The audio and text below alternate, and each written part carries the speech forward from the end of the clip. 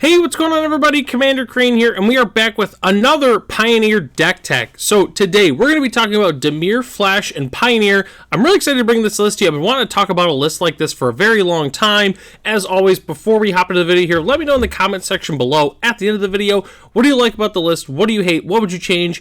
The deck list is always in the description below if you'd like to check it out for yourself as well. So, a little bit of backstory with Dimir Flash. So, actually, funny enough, my brother has been wanting to play a list like this for a very long time because of the card that's in the thumbnail, Slither Wisp. It's a very, very powerful, high synergy, unique card. On top of that, I was working on a Dimir Fairies list, but there's a couple cards that it's missing for it to really work in Pioneer or at least be solid. And when I was building it, I'm like, you know, I could just make this Dimir Flash, put some of the good fairies in, also some other good Flash cards, and this is how we ended up with this list in general. So, let's hop right into it here.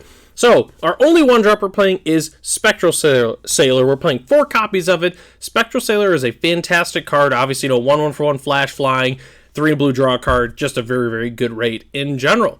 We're also playing 4 Brineborn Cutthroat. I personally think this is one of the best cards in the deck.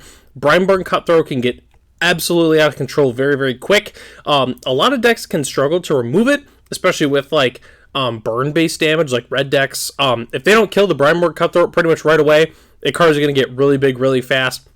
I feel like every time I play against this card, it's like always like an 8/7, and like it's just so big. So Brineborn Cutthroat, fantastic card in the deck. We're also playing 2 Fairy Mastermind, kind of a new card from March of the Machines. You know, very, very good rate. Whenever an opponent draws their second card each turn, you draw a card. So what's not to like about it? And it's a fairy, so it's automatically cool. So, next slide here. We have 4 Cunning Nightbonder. Definitely a card that not a lot of people really know about. Doesn't see a lot of play, obviously, because it's very specific. Blue-black hybrid, blue-black hybrid for a 2/2 with Flash Human Rogue. Spells with Flash you cast cost 1 less to cast and can't be countered, which can be very relevant against some decks, especially decks that play like Mystical Dispute, for instance. If they're playing them in their sideboard, they're definitely going to be bringing them in against us. So the fact that that can help prevent that is very, very good. And with the Flash part of it, you know, all of our Flash spells cost 1 less, so pretty much all of our creatures just cost 1 less, can be pretty big, very big for us. So, Cunning Nightbonder, very, very cool card to be playing in the deck. We're also playing 4 Brazen Borrower. Card's absolutely fantastic, one of the best adventure spells in the entire game.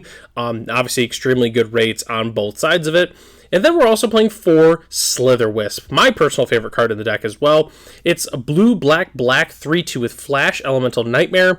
When you cast another spell that has Flash, you draw a card and each opponent loses 1 life. So, very, very good. Obviously keeps that card draw going. The more creatures that we play, the cards with Flash, but that's creatures. So, Slither Wisp, very, very good card in the deck overall. So, next slide here, we've got 4 Consider, just a fantastic cantrip to be playing in the deck.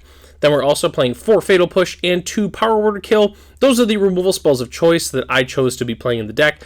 Fatal Push is definitely very, very good. It's probably the best one in the deck. The Power Word Kill, though, is up for, you know, depending on what your metagame looks like, you can definitely switch the Power Word Kills out. For instance, you know, if there's not a lot of vehicles in your format, then maybe you can play Go for the Throat. You know, if there's an Angel, Demon, Devil, or Dragon deck, or they're predominant in your metagame, maybe consider switching out the Power Word Kill. But at least for my metagame, this is the best option that I'm currently playing in my list. So, last slide that we have to talk about here, a couple of our counter spells. You know, what's a blue-black deck without some counter spells? We're playing 4 Make Disappear, obviously, you know, one of the best counter spells in the entire metagame. Then we're also playing 2 Spell Stutters. So, I wanted 2 more counter spells that were 2 mana, and I decided to play Spell Stutter because we're actually playing a decent amount of fairies. There was a couple different options in this 2 mana slot, you know, like I could have played, what was it? Not Geistlight Snare, but Lofty Denial. I did consider Lofty Denial, but just because we're playing a couple fairies, I decided to play that instead. So, I don't know. Whether or not it's better, you know, you could make the argument certainly that the Lofty Denial is better, but I decided to just play the Spell Stutter instead. But certainly, definitely an argument for the Lofty Denial. So, that is the entire main board except for the lands we're going to talk about here. We're playing 4 Darkslick Shores, 4 Water Graves, and 4 Clearwater Pathways. Obviously, just staple dual lands of the format. We are also playing 2 Underground River, 2 Hall of Storm Giants, and 1 Hive of the Eye Tyrant. Rounding out our lands, we're playing 1 Otawara and 1 Takenuma. Obviously just free, you know, they're the channel lands, why wouldn't we play them? Then we're also playing 2 islands and 1 swamp. As the spicy basic land of the day, I decided to use the M10 version ones. I just really like these arts. You know, we got that nice beach, got the palm tree going. It's fantastic. And then the swamp art, you know, very cool with like the corpse, the skeleton that's right there. So very, very cool as well. So hopping into our sideboard tech here. So couple main things that I would recommend playing in your sideboard. So obviously, as always, Graveyard Hate. Best options definitely being Tormod's Crypt and Grafdigger's Cage. Also, those are very, very fantastic Graveyard Hate spells in the format. You could also maybe play Leyline of the Void, but I would personally go with Crypt or Grafdigger's Cage.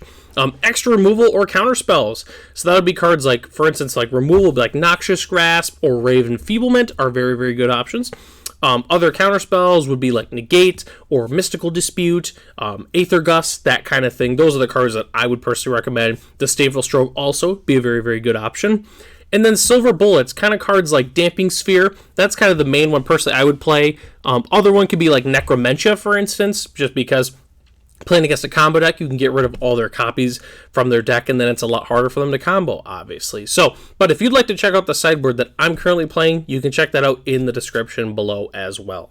So, that is the entire deck. I feel like we definitely flew through this one. We're playing a ton of 4-ubs in here, so there really wasn't as many cards to really talk about. I'd like to thank everybody for watching this video here, and as always, the deck list is in the description below if you'd like to check it out for yourself. I'm Commander Crane. Thanks for watching this video, and I'll catch you in the next one.